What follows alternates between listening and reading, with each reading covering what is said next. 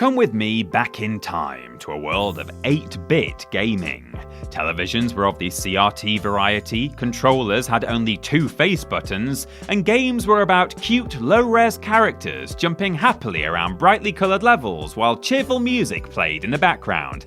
Right? Wrong. While many video games of the era did have a happy-go-lucky vibe, there were some developers who used what little processing power the third console generation had to bring unspeakable horrors to your screen. We recently looked at disturbing bosses from the 16-bit era and provided our dear viewers with a smorgasbord of unpleasantness that stretched over 2 grimace-inducing videos. Ugh. 8-bit developers didn't have as much power to work with, but they still managed to utilize a handful of pixels and some bleepy bloopy sound effects to create some true monstrosities. Such abominations would live on in the nightmares of innocent young children in those pre-Peggy and Eserb days. So sit back, relax, and prepare to not relax as you experience 8 whole bits of fear as we take you on a journey through the most unpleasant bosses the third generation could process. I'm the hideous pixelated horror Peter from TripleJump, and here are the 10 most disturbing 8-bit video game bosses. Number 10. Dark World Master, Monster Party. Monster Party is a 1989 NES platformer that was only released in America. Something of an homage to horror movie culture, it features many iconic creatures and tells the story of Mark, a young baseball fan who's press-ganged by a bird-like alien named Bert to help him rid his world of evil monsters. While exploring Bert's homeland, a place known as the Dark World, Mark comes face-to-face with several iconic horror mainstays, such as mummies, giant spiders, witches, and giant cats that use their kittens as projectiles? I must have missed that classic movie. Anyway, while Monster Party definitely throws some unpleasant imagery at you through its runtime, things don't get truly upsetting until you meet the entity behind the Dark World's woes. Battled in an arena lined with staring eyeballs, the Dark World Master takes the form of a gaping visage with bulging bloodshot eyes and a row of spiky teeth. From its cavernous maw, it spews forth eyeball projectiles which must be batted back at yet another eye that occasionally appears above its mouth. As if all that squint-inducing eye horror wasn't enough, the ending heavily implies that Bert was up to no good the whole time. So the real lesson here is don't fly off with winged strangers, kids. It could be even worse than this. Number 9. Dark Fowls, Phantasy Star.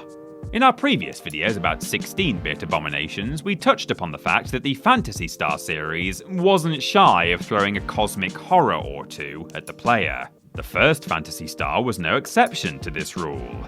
Released on the Master System in 1987, the game kicked off the space opera franchise while introducing its ongoing antagonist, Dark Falls. This ancient creature is the personification of evil itself, and kicks off the events of Phantasy Star by possessing a benevolent king and ushering in a reign of terror. Protagonist Alice Landale and her heroic group hunt the evil Dark Falls throughout the Algo star system as the game progresses, eventually battling the big bad himself. When they do eventually face off, Dark Falls is revealed to be a hulking blue space deity with vicious red eyes and various chitinous appendages. Imagine if the Hulk had been designed by H.R. Giger, and you'll probably get the picture. Or, you could just look at what's on screen right now, I don't care. Interestingly, Dark Falls' name is changed to Dark Force in later games in the series, probably to make it sound less like a translation quirk. Speaking of which, certain Japanese manuals and guides refer to him as Dark Phallus, but that gives him an entirely different vibe, which we won't go into any further. Number 8. Masher, Alien Syndrome.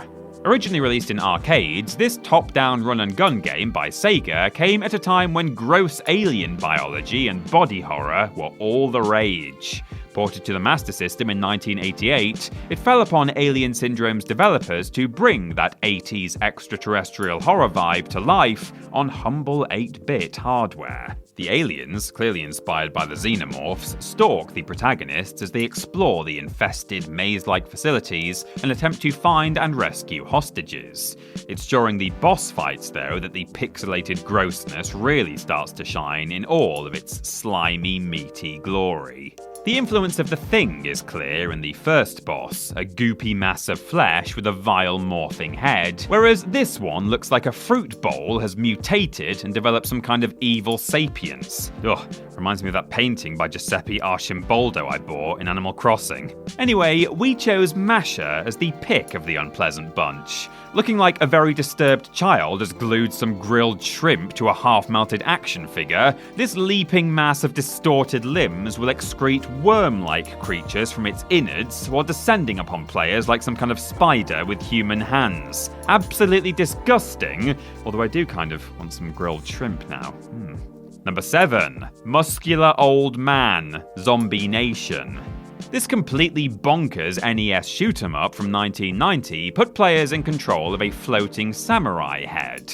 Said head goes on a quest to America where he must defeat an alien creature that's turned the American people into a massive zombie horde and brought the Statue of Liberty to life as its minion. Look, at least the title makes sense. Zombie Nation has its share of wild and crazy boss encounters, but few of them are as unsettling as the decapitated protagonist himself floating around grimacing and firing projectiles from his eye and mouth holes. With that said though, we do think that this guy has him beat. This near-naked pensioner has a long grey beard and is absolutely ripped, sporting a physique that would put Schwarzenegger to shame. The old fellow will leap around, his enormous muscles bulging and his tiny red pants barely protecting his decency as he throws axes at our levitating protagonist. Not only are naked old men a disturbing prospect for most gamers at the best of times, but this one has the added effect of shaking your self-confidence. I mean, he's got to be in his 70s at least, and yet he's in way better shape than I've ever been or ever will be. Disgust and shame. Yay. Number 6. Possessed Girl, Master of Darkness. Master of Darkness was released on the Master System in 1992. Providing an atmospheric alternative to Konami's famous vampire-slaying series, Master of Darkness tells the story of the oddly named Dr. Ferdinand Social as he investigates sacrificial murders that have been taking place in 1880s London. While his investigations end up taking him to Transylvania for a showdown with Count Dracula himself, it really is like Castlevania, Dr. Social has a few bumps in the road before he can get that far, one of which being Jack the Ripper. While this real-life horror is certainly terrifying, his in-game appearance is just a bloke with a knife, and we can totally deal with that. I mean, we've seen worse in this list already. Little girls possessed by giant skull spirits, though? Oh, that's another thing altogether. While this young lady isn't so threatening alone, things become a whole lot more sinister when her big bony passenger emerges. She stands oddly as the protagonist desperately tries to fight off the marauding spirit, only to collapse when the battle is done. Seems like she was an innocent victim all along, and all is well once she finally has the correct number of skulls in her head, but it was pretty scary while it lasted, let me tell you. Oh, and it's 1, if you were wondering. 1 is the correct number of skulls to have in your head. Number 5. Frozen Whale, the New Zealand story. Originally released by Taito in 1988, the New Zealand story is a cutesy platformer in which players take on the role of Tiki, an adorable Kiwi whose girlfriend is being kidnapped by a villainous leopard seal. Yeah. Featuring bright colours, jaunty music, and a huggable protagonist, you might think the New Zealand story poses very little risk of anything nightmare-worthy showing up. But that is not the case, as one of the bosses that Tiki must defeat to continue his quest is a needlessly unsettling frozen whale. Now there's a lot to unpack with this admittedly quirky entry to our list. I mean, its frozen status adds an air of mystery to start. Why is it frozen? Does it have ice powers, or was it caught by a whaler and put on ice. We may never know. Its pink flesh and eyeless features are unsettling too, implying this chilled monstrosity has indeed been at least partway prepared for consumption. The whale fires spiked icy projectiles from its blowhole and attacks with its big spiky mouth, gulping up Tiki whole. Once inside the whale's mouth, Tiki must fight his way out. Now, are those droplets a sign that the frozen whale is melting, or is it crying out in pain? Just what is going on with this land-dwelling, ice-encased cetazine? I really don't understand, and I'm not sure that I really want to. Number 4. Dark Lord, Spellcaster.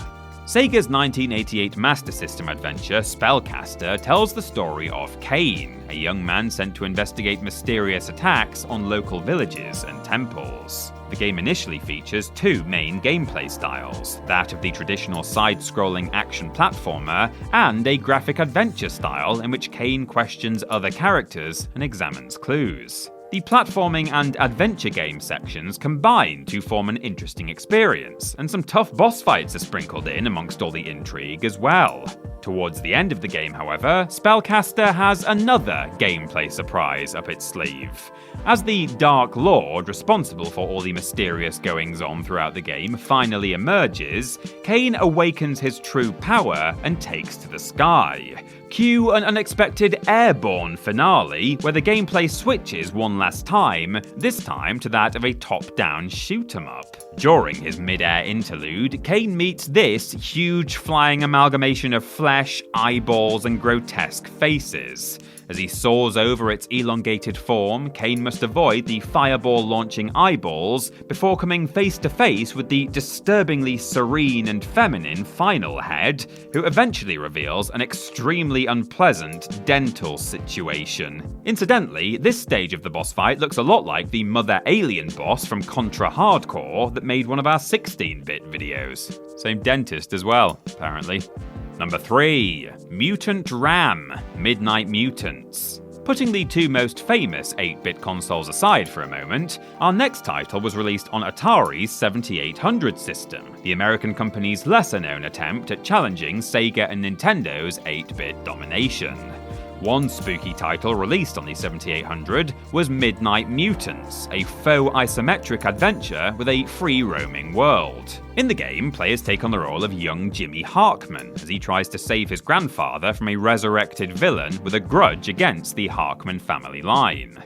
Jimmy must explore the various locations, finding weapons and avoiding monsters as he tries to work out a way to rescue his good old Gramps, represented by the grandpa from the Munsters in what may or may not have been a licensed appearance. The bosses in Midnight Mutants are oversized monstrosities that fire projectiles, including this big evil man and this large skelly boy.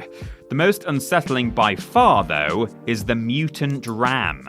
Maybe it's the occult connotations, maybe it's the cracked bone and empty eye sockets, or maybe it's just the fact that sheep are kind of scary looking even with their skin on.